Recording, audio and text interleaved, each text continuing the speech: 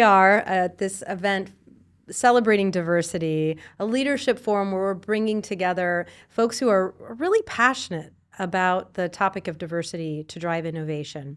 And I am delighted to welcome Khalid Turk here, Chief Health Infotech Officer for the Santa Clara County. That's right. Thank you for having me today. Thanks for coming on to the podcast. So tell us a little bit about your role and who you are, as well as why diversity is so important to you. Sure. Thank you again for the opportunity. So my role, as you mentioned, is the Chief Healthcare Information Technology Officer at the County of Santa Clara. And in my role, I manage a larger team, and we provide services to our healthcare providers, which are plenty of them, and through them to the 2 million community that lives in the County of Santa Clara.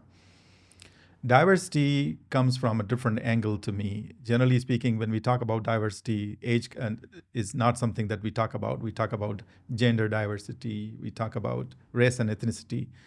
But when I look at my teams, we live in a very unique times in history where there are 5 generations working at the same time. What I mean by generations is the people that were born in different eras, like people born before 1945, they are identified as traditionalist. They approach the work differently. They think differently. They process information differently.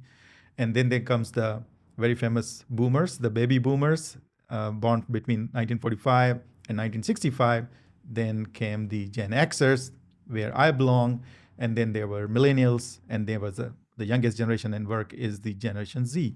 So when we have these 5 unique generations, it actually translates into different kind of challenges at the work, that they go beyond the gender, go beyond the race, go beyond the ethnicity. So how we deal that subject? That's where my recent research has come from. And in my personal life, I'm a father of 2 teenage boys who identify as Gen Z. So I have to also communicate them, get through them. It's not like the same time when I was interacting with my parents, which was like way back like 50 years ago. And now we live in a different time. So how we do that? So that's the challenge. Those are the challenges that intrigued me. And I started looking into that. And eventually I thought that why not write a book about that? Because I see a lot of gender-based stereotypes in the organizations. Like when somebody doesn't get it, there's a term which is almost derogatory, okay, boomer, like you're not getting me. But that's not the case, actually. These stereotypes are wrong, and actually they are hurting the productivity. Recently, some of the research done in the industry, it has proved that teams that are diverse, and that includes the gender diversity, are about 38% more productive and 38% more innovative. McKinsey and Company is one of the organizations that has done this research. So this is something that is not something good to do, but this actually translates into your bottom line. So in that regard, I started doing some research, writing this book. Basically, the aim here is to educate people that get beyond the stereotypes. Everybody has different strengths, and those strengths could be understood once you see from a different lens. So help us understand this generational diversity you're passionate about. How has that affected the way that you lead your team in Santa Clara County? Yeah, I'll give you a couple of examples, one from my personal life, one from the work. Like the older generation as I manage, there are people who are older than me at work that I manage. There are people who are definitely younger than me. And the way they respond to different call of actions is different. So in some cases, just sending out a memo from next month, everybody will be coming to work 3 days a week. Some people will take it at the face value. And generally, if you look at that trend is more like on the older generation. The younger generation questions everything they have to do. You have to make sense to them, and you have to communicate differently. A memo does not go well with that. So you have to engage with them, and then you have to rationalize why you are doing that. It's not just because a boss said so, but there is a value and process behind that order.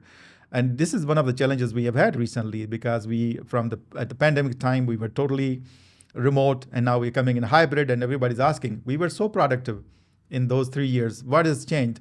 What has changed that we also have to be fair in the work environment.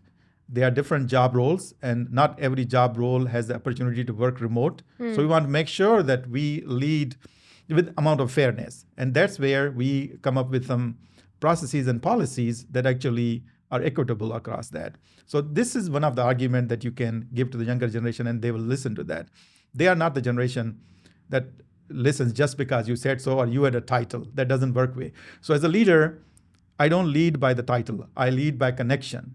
And connection is only made when you understand how the other person is listening, how the other person is thinking, how the other person is processing the information. And that, by the way, is based on the research, changes from generation to generation. So how you interact with millennial versus Gen Z versus Xer versus Boomer is different. On personal note, I'll tell you very quickly that it's very common for the parents not tell this, don't eat candy or don't take sugar. There was some of the research that I came across. There is this chemical, actually food color. It's called Red 3. It is hazardous to the point that even the cosmetics are not supposed to have it. Ooh. But it's irony that the food is still allowed. So there are some other groups that are working on that how we can make it banned from the food items. But for example, when I'm talking with my teenager, I don't necessarily tell them, don't take this candy. I say this candy has Red 3, which is carcinogenic, causes the cancer. And there are some other issues with that. It actually make people hyperactive, especially kids with the ADHD. They impact them, these colors. So the point being here, not to talk about the food ingredients, the point being here that with the younger generation, you really have to make the point to get it across. So now every time I don't say anything, they pick up from the shelf when we are in the store, they look, oh, this says Red 3 or Yellow 51, and they say, no, this is not for us. Oh, that's amazing. Well, thank you so much for coming on the podcast to talk about this important topic of generational diversity and to raise awareness. Thank you so much, Khalid. Thank you. Thank you. Thank you for having me. Appreciate that.